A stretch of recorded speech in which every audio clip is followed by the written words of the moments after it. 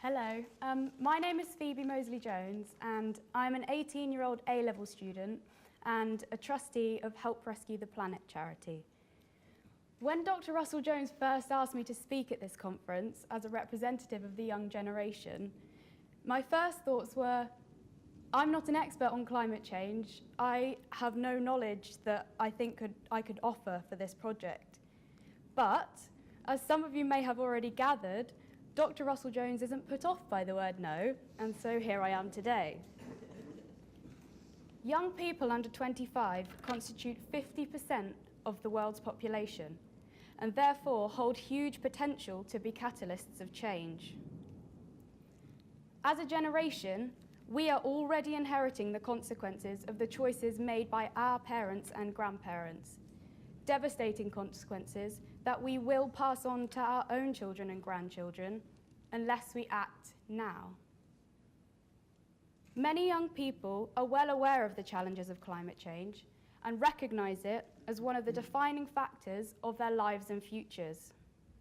However, for others, climate change remains an abstract concept, largely irrelevant to their lives as they are not yet directly affected by it. It remains an overwhelming issue that it is easy to dismiss as a problem too large and complicated, a problem that someone else will deal with. But climate change is happening, and we, as a collective global population, are the ones who are going to suffer if we choose not to take direct action. A climate imbalance is essential to human life, but we are often not aware of our dependence on it and how acute the impacts will be for some people in some parts of the world within my lifetime. Tragically, the effects of climate change are going to be felt by those in developing countries first, and as they have fewer resources to adapt socially, technologically, and financially.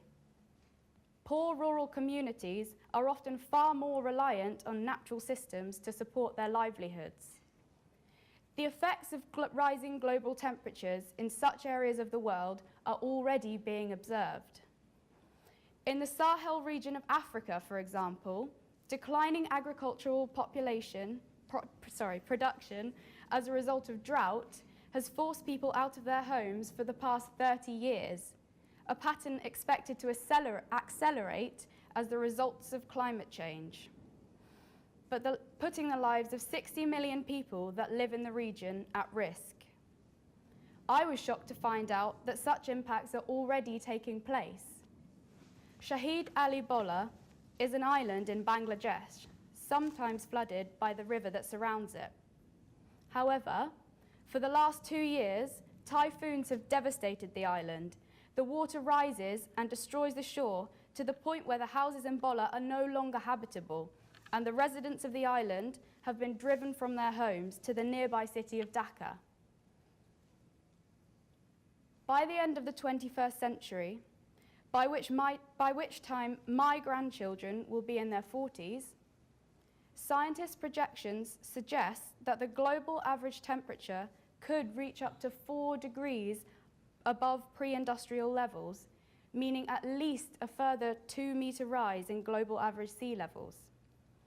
This may not pose such an imminent threat to those of us living in Britain, but such a seemingly insignificant sea level rise could spell disaster for low-lying nations. For the 320,000 people living in the Maldives, just a 1-meter rise in sea level would completely engulf the islands, despite their aim to be a carbon neutral nation within the next 7 years. If the current rates of global warming continue unchecked, the Maldives will be gone by the end of the century. This is within the average lifetime of a baby born in Britain today. Agriculture is acutely vulnerable to climate change-related damage. Most young Africans and Indians live in rural areas, where agriculture accounts for 65% of total employment. Climate change increases the likelihood of extreme weather events such as severe storms, hurricanes, droughts and floods, and therefore poses a significant threat to the livelihoods and lifestyles of the young people in developing countries who are dependent upon their environments in order to survive. For these same reasons, it is also developing countries that have the least agency for change.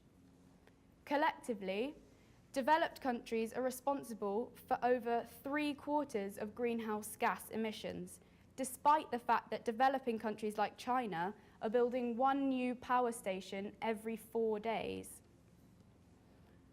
Whilst developing countries are experiencing rapid economic growth and consequently emitting more and more greenhouse gases, wealthy countries remain the major consumers of both fossil fuels and other resources.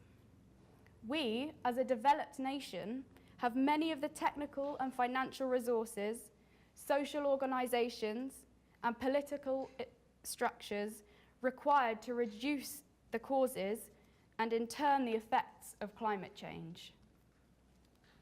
Democracy is about the popular vote, but it's never going to be popular to implement the kind of changes that are needed until we are in a global crisis, unless there is a fundamental cultural shift. However, the dangers posed by climate change are not limited to marginal communities in developing countries. The impacts will also hit a lot closer to home. Computer models suggest that temperature changes will not be evenly distributed around the Earth. Land areas will warm more than the oceans, and high latitudes will warm more than low latitudes. Scientists predict that most of North America, all of Africa, Europe, Northern and Central Asia, and most of the Central and South America are likely to warm more than the global average. If these predictions prove accurate, we in Britain could face increasing risks of droughts, subsequent crop failure, and limited food supplies as a result of the warming. The threat of starvation could also lead to mass migrations away from the worst affected regions around the world, meaning that we in Britain could be amongst those faced with the risk of severe, prolonged conflict over land and resources. By the 2080s, sea level in Britain could be at least 70 centimetres higher at the southern end of the UK and 50 centimetres up along the northern coast. There could be a 17-fold increase in flood risk along the east coast. London could face a £25 billion clean-up after a freak storm surge overwhelms the Thames barrier. As precipitation patterns change, prolonged dry seasons could cause crop productivity to decrease, exposing more people to starvation and reducing the amount of water available for health and hygiene. Perhaps my children and grandchildren will be caught up in conflict and face privation as wars over these resources intensify.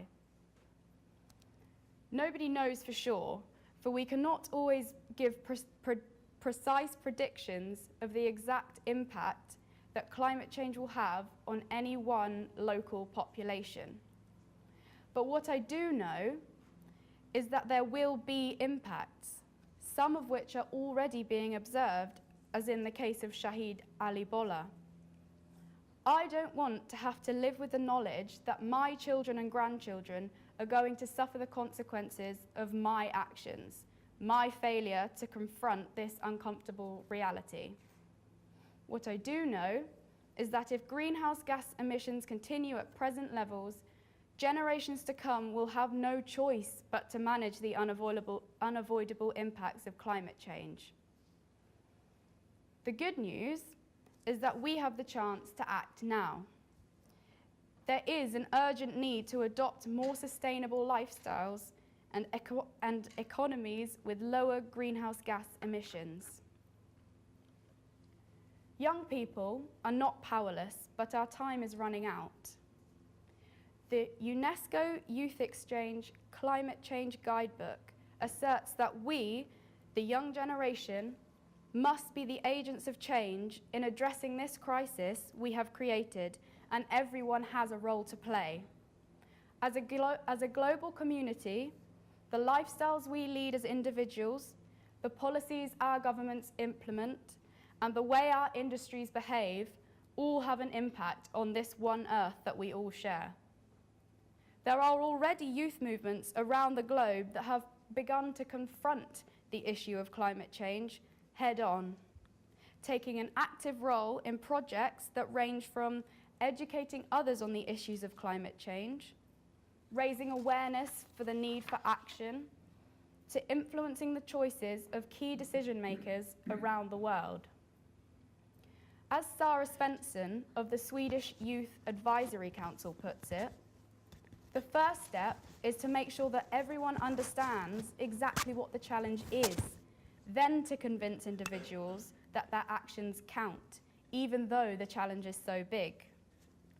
Our campaign will try to demonstrate that everyone can contribute something, that it's possible to achieve real change when all sections of society work together.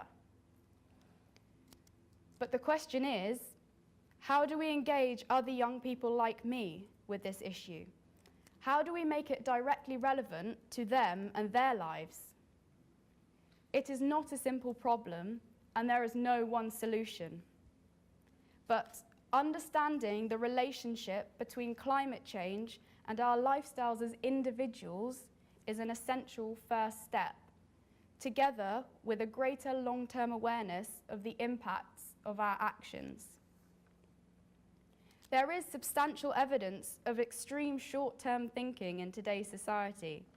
For example, a recent article in the Daily Mail, a newspaper with the largest online readership in the world, criticizes the green governmental measure requiring insulation to be fitted on all home improvements. It reports a senior industry source accusing the new regulations of financially penalizing law-abiding citizens, thereby failing to acknowledge the long-term benefits for themselves and future generations of such investments.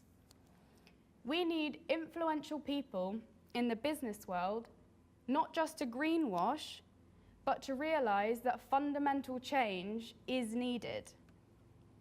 It is these people, along with us as consumers, that have the most powerful agency for change. Turning away from consumerism and towards localism and seeking out alternative lifestyles can all minimize the impact we have on our environment.